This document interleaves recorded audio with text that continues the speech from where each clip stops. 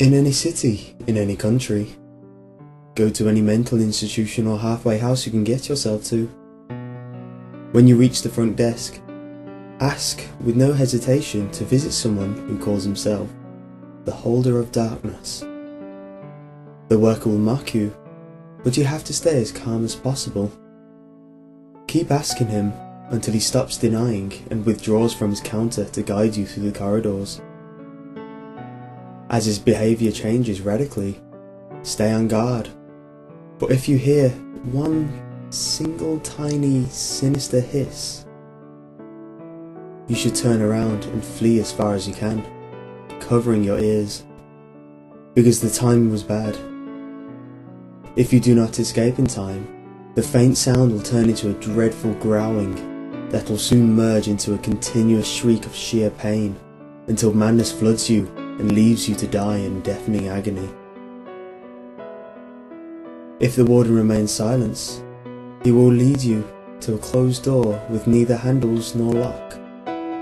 As he pushes it open effortlessly, you will see an ascending winding staircase which can't possibly lead to any upper floor of the establishment. The door will close behind you, and you will not be able to push it back. Past this point, climb up and do not turn back, for you will fall into a bottomless pit waiting for living prey to chew upon. Do not count the steps, for knowing how many there are will drive you to insanity. One will then creak. At that point, you should stop. Another door should appear to you on your left. If it is on your right, then pray for a swift passing. Enter slowly into the room, and a blinding, obscuring darkness shall descend upon you. You will be required to walk straight forward, for straying even slightly will lead you to be devoured by the roaming and unknown creatures observing you with their blinded and purulent eyes. You will know you have arrived when coldness grips you. At that very moment, freeze, or you will die by the hands of the holder who is standing right in front of you. In complete darkness, even closing your eyes will not prevent you from his horrid appearance. It will form into your mind as the most outrageous monster ever conceived, and madness will try creep into your brain as worms over a decaying corpse. His fulminating breath and constant mumbling would be enough to make you cry, but be advised not to utter anything louder than a weeping, for you might wake what must not be awakened. The only question you will be able to whisper without being torn apart will be, what do they fear? You will feel movements all around you as shudders animate your opponents. You will hear what nameless and incurable diseases will strike the world if they were to be frightened. The countless terrors their own fright will unleash on those with a weaker mind than theirs. Amidst the atrocious enumeration of the endless sores of the world will suffer, you will hear the simplest, most ridiculous, yet implacable and certain truth they all fear. You outside of the ward. There, in the open, in the grass, a broken hourglass will wait for you. You are free to pick it up. This is object number 13 of 538. Your knowledge of their fear is up to you to share, but you may not want to use it as a weapon against them.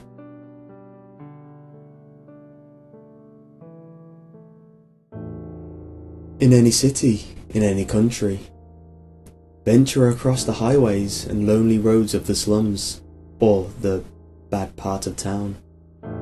Should you come across a scruffy man holding a bottle of liquor in a paper bag, his shirt sweat-stained and his pants muddied, do not be afraid to ask him if he knows of the one who calls himself the Holder of Adversary.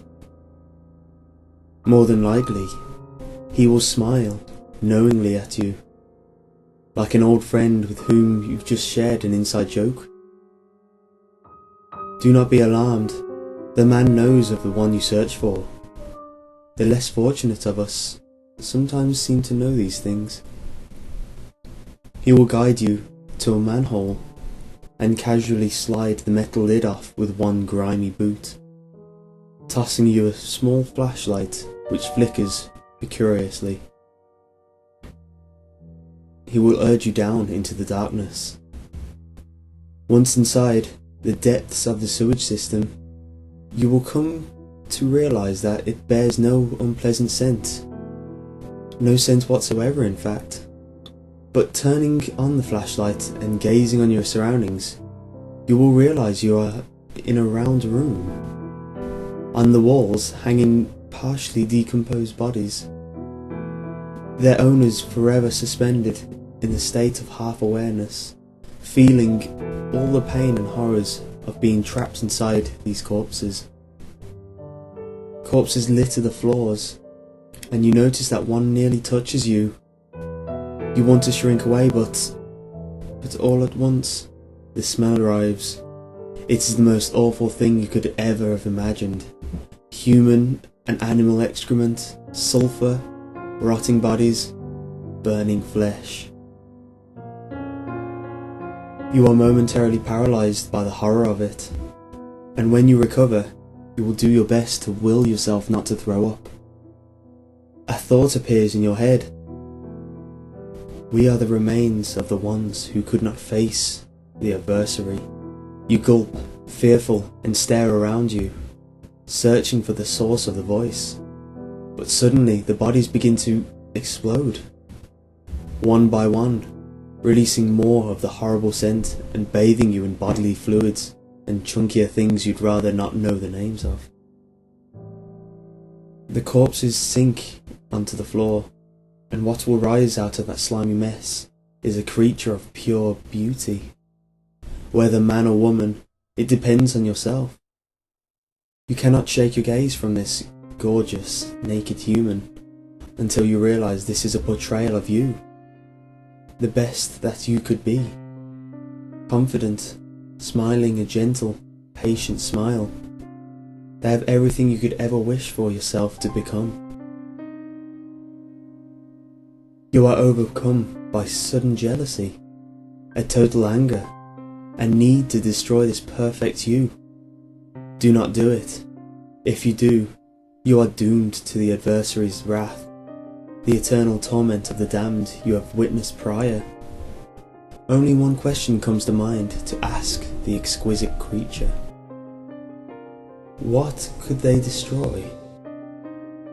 The Holder of Adversary chuckles melodically, condescendingly, and explains to you, as though you are a small child, exactly the answer to a question. It spares no details, even the most horrific.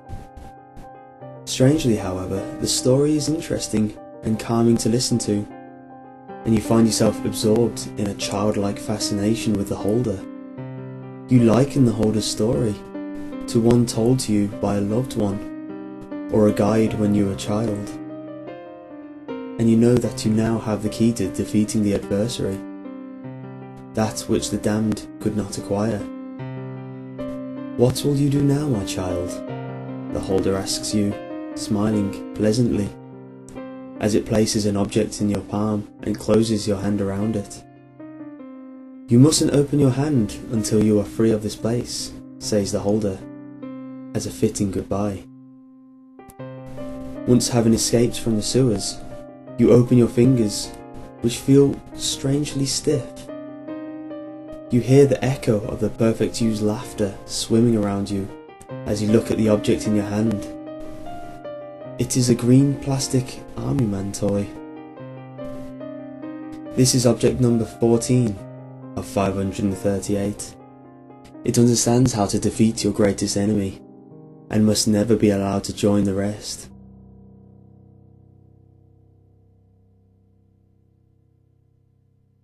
In any city, in any country, Go to any mental institution or halfway house you can get yourself to.